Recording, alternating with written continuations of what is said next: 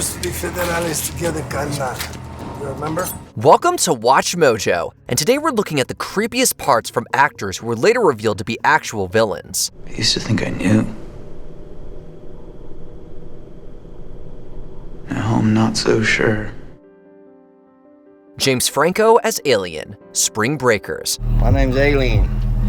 My real name's Al, but truth be told, I ain't from this planet, y'all. This character is so over the top that he's kind of hilarious, until you think about all the gross things that James Franco is accused of doing to women in real life. Alien is a rapper and a gangster. After he bails a group of college girls out of jail, he manipulates them into joining his dangerous, illicit lifestyle. So don't put that on me. I don't know you.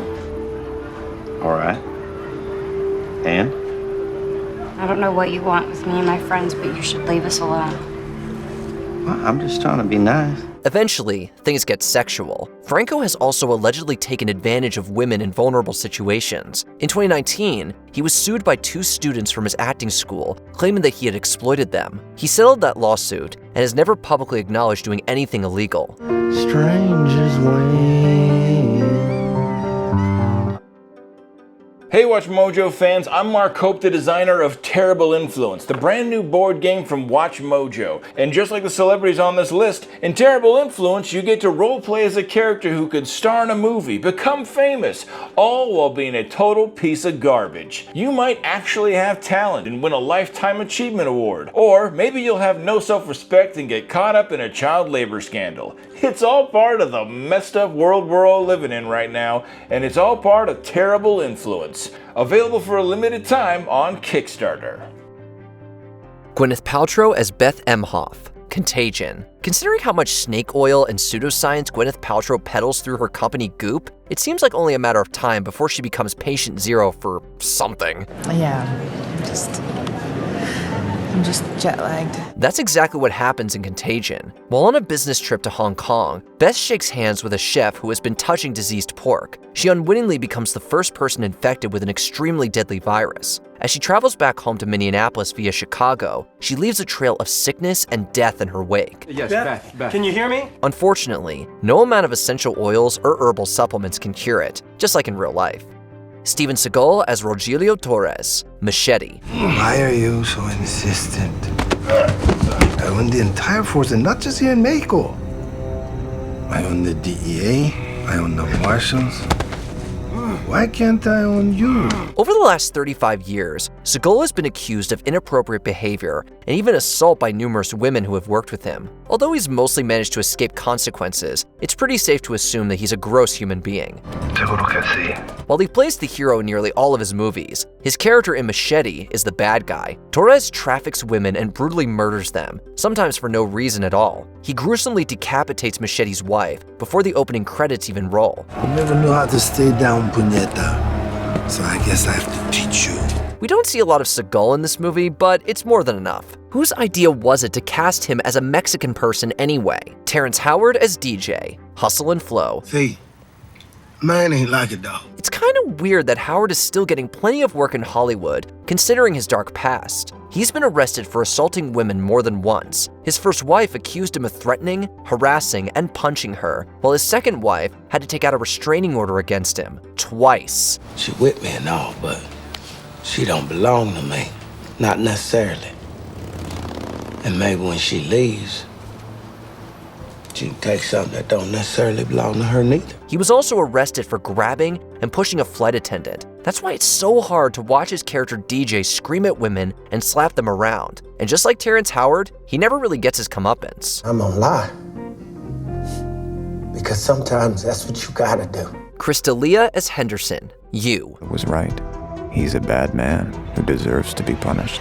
The similarities between the actor and the role are just too creepy here. Henderson is a moderately successful stand-up comedian who has a history of drugging and assaulting young victims. He tries to take advantage of Delilah's younger sister, Ellie, but fortunately, Joe stops him in time. In 2020, Crystalia was accused of grooming and harassing multiple girls. After the news broke, other women came forward to share that Delia had been appropriate with them too. I'm proud of you, eyeballs. Now I really want to hear your future idea. Afterward, several streaming services took his work off their sites, his agency dropped him, and he was replaced in Army of the Dead by Tig Notaro. In our opinion, that was an improvement. Who gets hurt? Nobody. They don't even remember. Delilah remembers. You're wrong. Armie Hammer as Steve Lift. Sorry to bother you. Yeah, basically. I just didn't want you to think I was crazy. That I was doing this for no reason, because this isn't irrational. In this wild satire of corporate America, Hammer plays a CEO who's literally invented a new kind of slavery. No. Conclusively, no. Our workers do not sign contracts under threats of physical violence. We also learn that he's subjecting his employees to bizarre experiments and is basically a total psychopath. It turns out, Hammer was especially well suited to that role. In 2021, women began coming forward with some freaky allegations against him. They accused him of assault, emotional abuse, and disturbing cannibalistic fantasies. It's people like you that are going to save this nation. I mean, look, don't get me wrong, we still need the workers to do the work, per se.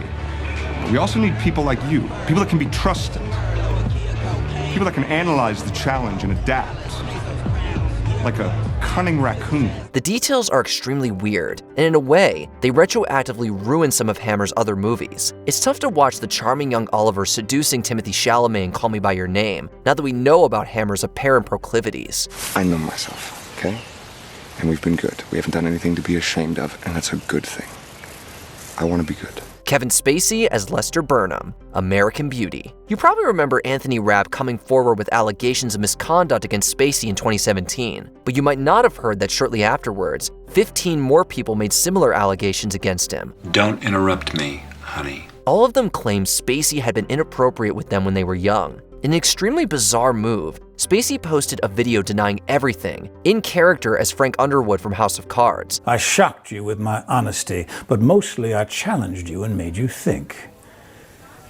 And you trusted me, even though you knew you shouldn't. Yet, it's watching him play Lester Burnham that really makes our skin crawl. During a midlife crisis, Lester becomes obsessed with his daughter's best friend. It was creepy in 1999, and it's 10 times creepier now. And don't get us started on his portrayal of the meticulous serial killer John Doe in Seven. When this is done, when it's finished,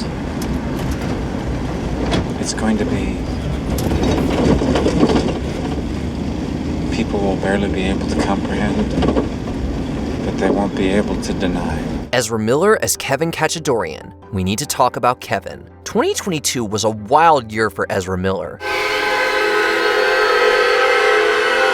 They were involved in so many scandals and accused of so many crimes and abuses, we don't even have time to list them all. We Need to Talk About Kevin is a dark drama about a disturbed boy who manipulates his parents and commits progressively more shocking acts of cruelty and violence. Miller's portrayal of Kevin is chilling. The character is cold and detached, showing no remorse for his actions. The real-life Miller has admitted to suffering from mental health issues, and we can't help but wonder if they tapped into something deep inside them for the role. You don't look happy.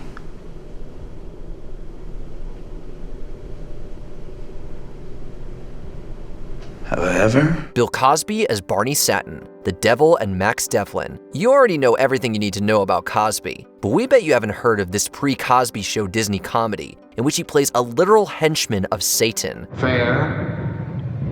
Are you forgetting where you are? He convinces people to sell their souls and even tries to trick kids into signing theirs over. Just thought I'd remind you that a magic property lasts only as long as you and the subject are within sight of each other. That's only slightly worse than what he's accused of doing in real life. The mix of dark themes and corny kid-friendly comedy is jarring. What we're looking for is fresh, unsullied innocence. Cosby's performance has a menacing quality to it, but not in the way he intends. This movie will have you cringing on your couch for its entire 96-minute runtime. Mind if I join you?